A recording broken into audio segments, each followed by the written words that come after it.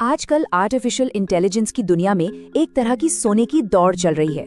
बड़ी बड़ी टेक कंपनियां अरबों डॉलर का दांव लगा रही हैं। पर सवाल ये है कि क्या ये भविष्य के लिए एक समझदारी भरा निवेश है या फिर इतिहास का सबसे बड़ा बुलबुला बनने वाला है? तो सबसे बड़ा सवाल यही उठता है, आखिर ये बड़ी टेक कंपनियां एआई पर इतना पैसा पानी की तरह बहा क्यों रही हैं? चलिए इसी अरबों डॉलर के सवाल का जवाब ढूंढते हैं। सबसे पहले चलिए इन आंकड़ों पर ही नजर डालते हैं और यकीन मानिए ये आंकड़े आपको चौंका देंगे। इससे पता चलेगा कि ये दांव आखिर कितना बड़ा है। शुरुआत करते हैं गूगल से। जरा सोचिए, सिर्फ पिछले 9 महीनों में गूगल ने एआई इंफ्रास्ट्रक्चर पर 64 अरब डॉलर खर्च कर दिए हैं। 64 अरब डॉलर, और ये तो बस शुरुआत है। अच्छा, अब माइक्रोसॉफ्ट की बात करें। उन्होंने तो सिर्फ एक तिमाही में, जी हाँ, सिर्फ 3 महीनों में 35 अरब डॉलर लगा दिए। तो ये साफ है कि ये कोई एक कंपनी का खेल नहीं है, ये तो पूरी इंडस्ट्री का ट्रेंड बन गया है। इस लिस्ट में अगला नाम है मेटा का। उनका इस साल का टारगेट है करीब 70 अरब डॉलर खर्च करने का, जो पिछले साल से सीधा 2 गुना है। इससे उनकी एम्बिशन का अंदाजा लगाया जा सकता है। और आखिर में आते हैं अमेज़न, जिन्होंने 125 अरब डॉलर के खर्च का ऐलान किया है। और रुकिए, उनकी योजना तो अगले साल इससे भी ज्यादा खर्च करने की है। मतलब ये खर्च की होड़ अपने चरम पर है। तो जब इन सारे आंकड़ों को एक साथ जोड़कर देखते हैं तो तस्वीर वाकई हैरान करने वाली है। गूगल, माइक्रोसॉफ्ट, मेटा और अमेज़न सबने मिलकर पिछले बस 12 महीनों में 360 अरब डॉलर से भी ज्यादा खर्च कर दिए हैं। ये कोई छोटा मोटा दांव नहीं है, ये एक बहुत बड़ा कोलोसल बेट है। तो सवाल फिर वही, इतना जबरदस्त खर्च क्यों? आखिर इस रेस के पीछे की वजह क्या है? चलिए इसके पीछे के कारणों को समझते हैं। देखिए, इसका सबसे आसान जवाब है कस्टमर डिमांड। जी हाँ, एआई और क्लाउड कंप्यूटिंग सर्विसेज की डिमांड इतनी ज्यादा है जो कभी खत्म ही नहीं हो रही कि कंपनियां उसे पूरा करने के लिए लगातार पैसा झोंक रही हैं। इस बात को माइक्रोसॉफ्ट की सीएफओ एमी हुड ने बहुत अच्छे से समझाया था। उन्होंने अपने इन्वेस्टर्स से साफ साफ कहा, डिमांड हर जगह बढ़ रही है और हम पीछे छूट रहे हैं।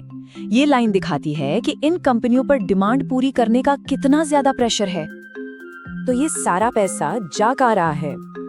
ये जा रहा है डेटा सेंटर्स बनाने और उन्हें बड़ा करने में। ये असल में बहुत बड़ी बड़ी बिल्डिंग्स होती हैं जो कंप्यूटर सर्वर से खचाखच भरी होती हैं, और यही एआई और क्लाउड कंप्यूटिंग की असली ताकत है। अब आते हैं इस कहानी के सबसे दिलचस्प हिस्से पर। क्या ये सब एक नया बूम है, एक नई क्रांति, या फिर हम एक खतरनाक बुलबुले की तरफ बढ़ रहे हैं जो कभी भी फट सकता है? चलिए इस बड़े एआई डिबेट के दोनों पहलुओं को देखते हैं। यहाँ पर 2 बिल्कुल अलग अलग राय हैं। एक तरफ है फेडरल रिजर्व के चेयरमैन जेरोम पावेल, जिनका कहना है कि ये 1990 के दशक वाले .com बूम जैसा नहीं है, क्योंकि आज की कंपनियां अपनी ही कमाई से पैसा लगा रही हैं। लेकिन दूसरी तरफ बैंक ऑफ इंग्लैंड चेतावनी दे रहा है कि अगर एआई उम्मीदों पर खरा नहीं उतरा तो एक बड़ा संकट आ सकता है। और इस बहस में कुछ बड़े रिस्क भी हैं जिन्हें नजरअंदाज नहीं किया जा सकता।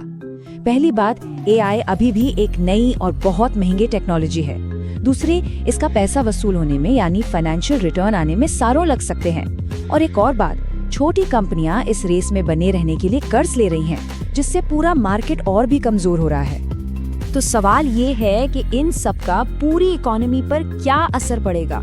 ये सिर्फ एक टेक की कहानी नहीं है, इसका असर हम सब पर पड़ सकता है। आज हो ये रहा है कि मार्केट की दिशा कुछ गिनी चुनी बड़ी टेक कंपनियां ही तय कर रही हैं, जिन्हें मैग्निफिसेंट 7 भी कहा जाता है।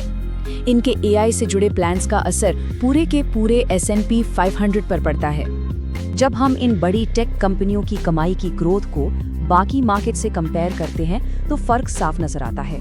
ये दिखाता है कि इकोनॉमी में इनकी ताकत कितनी ज्यादा है। और इसी का सीधा नतीजा है कि S&P 500 की तीसरी तिमाही में 9.2% की ग्रोथ की उम्मीद है।